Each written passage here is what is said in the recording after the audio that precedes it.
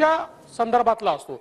आता या पर्टिक्युलर केसमध्ये 260 पेक्षा जास्त बँक खाते जे उघडले गेली आहेत, तर त्या बँक खात्यांमध्ये जे काही करारनामे दिलेले आहेत हे नोटराइज करारनामे आहेत।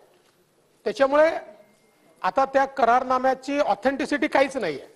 तर अनेक वेळा खाते उघडताना म्हणजे अशा प्रकारचा व्यवहार करण्याकरता पेमेंट गेटवेचा वापर करण्याकरता जे केवायसीचे नॉर्म्स आहेत ते स्ट्रिक्टली बँकांनी पाळले पाहिजेत, हा यातला मुद्दा आहे। त्यामुळे तोही तपासून पाहण्यात येईल की बँकांनी किंवा जे काही खाते ज्या ज्या ठिकाणी उघडले गेले त्यावेळी काही घोस्ट अकाउंट्स आहेत का किंवा केवायसीचं पूर्ण त्यांनी नीट पालन केलं आहे की नाही याची पण तपास घेण्यात येईल।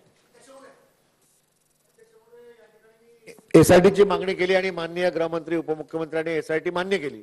फक्त माझी एवढीच विनंती आहे सरकारला की एसआयटीचा जो टाइम बॉन्ड प्रोग्राम आहे ना तो एका कमी कालावधीमध्ये जास्तीत जास्त याची चौकशी करून लवकरात लवकर जर सत्य बाहेर आलं तर जे पुढे जे गैरव्यवहार होणार आहेत किंवा बाकी याच्या ज्या लेन्स इतरत्र पसरलेल्या आहेत त्याला कुठेतरी काबू लागेल आणि लवकरात लवकर या सगळ्या गोष्टीला कंट्रोल येऊ शकतो। म्हणून टाइम बॉन्ड कार्यक्रम जर देता आला म्हणजे एसआयटीचा मी असं नाही सांगू शकत की किती वेळ लागेल, पण एक ठराविक सर्टन महिन्यामध्ये दिवसामध्ये हा जर कार्यकाल पूर्ण झाला तर खऱ्या अर्थाने याला आणखी बऱ्याच गोष्टी बाहेर येऊ शकतात।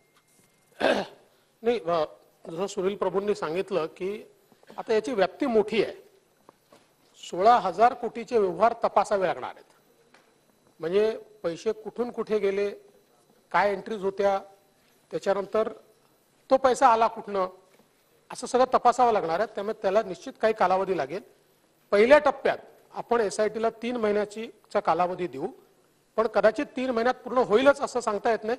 पण एक गोष्ट आहेच की शेवटी जेव्हा आपण ही अशा प्रकारे कारवाई करतो त्यावेळेस आपल्याला 90 दिवसामध्ये चार्जशीट दाखल करावीच लागते। त्यामुळे पहिली चार्जशीट तर ती जी काही असेल ती 90 दिवसात आपल्याला टाकावी लागेल, पण ॲडिशनल चार्जशीट देखील आपल्याला टाकता येते जेव्हा हे कन्क्लूड होत नाही। तर तशा प्रकारचे या ठिकाणी त्यांना सूचना देण्यात येतील।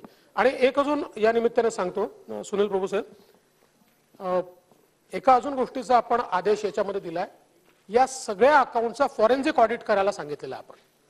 त्याच्यामुळे त्यातनं त्याच्या एंट्रीज करस्पॉन्डिंग कुठनं आले आहेत याची सगळी माहिती आपल्याला मिळेल, तर ते देखील आदेश दिले आहेत। चला पुढे जाऊयात। बोला सागर साहेब, शेवटचा प्रश्न। अध्यक्ष महोदय, माननीय उपमुख्यमंत्री गृहमंत्री महोदयांनी फार सकारात्मक उत्तर दिलेत। 2 विषय अध्यक्ष महोदय याचाच शंकेला वाव होण्याची शक्यता आहे।